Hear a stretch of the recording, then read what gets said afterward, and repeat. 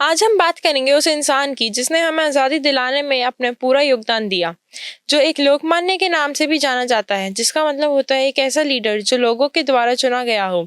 वो लाल बाल पाल ट्रियो के एक इंसान थे, बाल गंगाधर तिलक। नमस्कार, मैं निमिषा अग्रवाल आपका स्वागत करती हूँ सिंडी मीडिया के हिस्ट्री टॉक्स के दूसरे एपिसोड पर।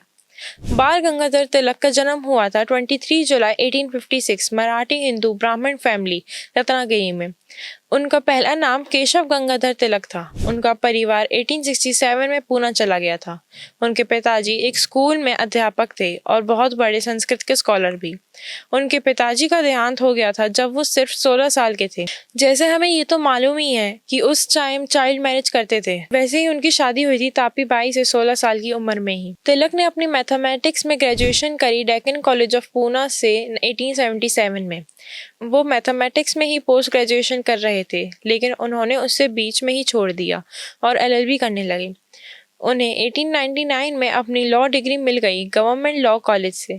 बाद में वो एक प्राइवेट स्कूल में मैथ्स पढ़ाते थे, लेकिन उन्होंने वो स्कूल छोड़ दिया क्योंकि वहाँ पर जो बाकी टीचर्स थे उनके थॉट्स और बाल गंगाधर तिलक के थॉट्स बिल्कुल भी मैच नहीं करते थे। उन्होंने बाद में जर्नलिस्ट बनने का फैसला किया और पब्लिक अफेयर्स का पार्ट बन गए। उन्होंने कहा, धर्म और प्रैक्टिकल लाइफ अलग अलग नहीं होती। असली भावना ये है कि सिर्फ अपने लिए काम करने के बजाय देश को अपना परिवार समझा जाए। इससे आगे का कदम है इंसानियत की सेवा करना और उससे भी आगे का कदम है भगवान की सेवा करना। लोकमान्य तिलक का पॉलिटिकल करियर 19th सेंचुरी का आखिर में शुरू हुआ जब वो इंडियन नेशनल कांग्रेस INC के एक्टिव मेंबर बने।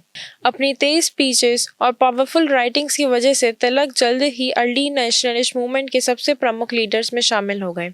तिलक का अप्रोच INC के मॉडरेट लीडर से बिल्कुल अलग था।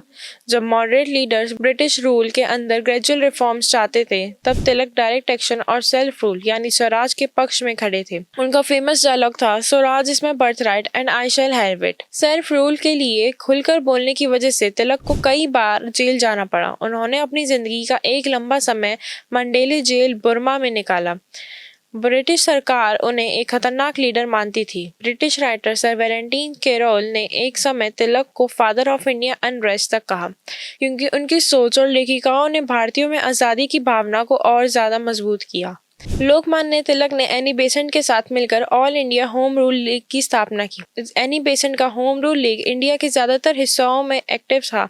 तब तिलक ने अपने home rule league Maharashtra, central provinces, Karnataka और बिहार जैसे रीजन्स में एस्टेब्लिश किया। होम रूल मूवमेंट में तिलक की भूमिका बहुत महत्वपूर्ण थी। उन्होंने देश भर में यात्रा करके लोगों को होम रूल के लिए जागरूक किया और मास सपोर्ट इकट्ठा किया। तिलक ने हिंदू स्वराज्य संघ टाइटल के तहत कई पावरफुल एडिटोरियल्स लिखे, जिसमें उन्होंने सेल्फ रूल हासिल करने की एक क्लियर स्ट्रेटजी एक्सप्लेन की। 1918 में जब तिलक इंडियन होम रूल लीग के प्रेसिडेंट थे, तब वो इंग्लैंड गए। वहाँ उन्होंने पब्लिक मीटिंग्स की, स्पीचेस दी और ब्रिटिश लेबर पार्टी के लीडर के साथ इंपॉर्टेंट कनेक्शंस एस्टैब्लिश किए, जिससे इंडिया के होम रूल लीग मूवमेंट को इंटरनेशनल सपोर्ट मिले। अपने पूरे पॉलिटिकल करियर के दौरान बाल गंगाधर तिलक पर 3 बार देशद्रोह के चार्जेस लगाए गए थे। 1897 में ब्रिटिश रूल के खिलाफ लोगों में असंतोष भड़काने के आरोप में उन्हें 18 महीने की जेल की सजा दी गई। उनकी दूसरी गिरफ्तारी 1908 में हुई, जब उन्होंने अपने न्यूज़पेपर केसरी में ब्रिटिश कॉलोनियल ऑपरेशन के खिलाफ आर्टिकल्स लिखे थे। इसके बाद उन्हें 6 साल के लिए मंडेले जेल में भेजा गया। तीसरा केस 1916 में आया था, जब तिलक पर अपने स्पीचेस के थ्रू सेल्फ रूल यानी स्वराज की मांग करने का आरोप लगा था। इस बार उनके वकील मोहम्मद अली जिन्ना बने, जिन्होंने तिलक को कोर्ट में सक्सेसफुली एक्विट यानी बरी करवा दिया था। जेल से रिहा होने के बाद तिलक ने कांग्रेस के साथ रिकॉन्सिलाइजेशन का रास्ता अपनाया। उन्होंने डायरेक्ट एक्शन की मांग छोड़कर आंदोलन को स्ट्रिक्टली कॉन्स्टिट्यूशनल मीन्स के थ्रू चलाने का फैसला किया, जो पहले से ही उनके राइवल गोपाल कृष्ण गोखले एडवोकेट करते आए थे। इसके बाद तिलक ने दूसरे नेशनलिस्ट लीडर्स के साथ फिर से हाथ मिलाया और 1916 के लखनऊ पैक्ट के दौरान इंडियन नेशनल कांग्रेस में दोबारा शामिल हो गए। बाल गंगाधर तिलक का 1 अगस्त 1920 को मुंबई में निधन हो गया था। उनकी मौत के साथ इंडियन इंडिपेंडेंस मूवमेंट का एक इम्पॉर्टेंट चैप्टर खत्म हो गया, लेकिन उनके विचार और योगदान आने वाली पीढ़ियों को लगातार इंस्पायर करते रहे। तिलक के आइडियाज का असर महात्मा गांधी और जवाहरलाल नेहरू जैसे बड़े नेताओं पर भी पड़ा।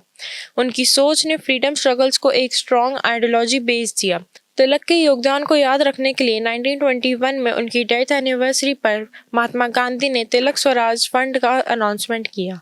इस फंड का एम था 1 करोड़ रुपए इकट्ठा करना ताकि नॉन कॉपरेशन मूवमेंट को सपोर्ट मिल सके और ब्रिटिश रूल के खिलाफ रेजिस्टेंस को और मजबूत किया जा सके।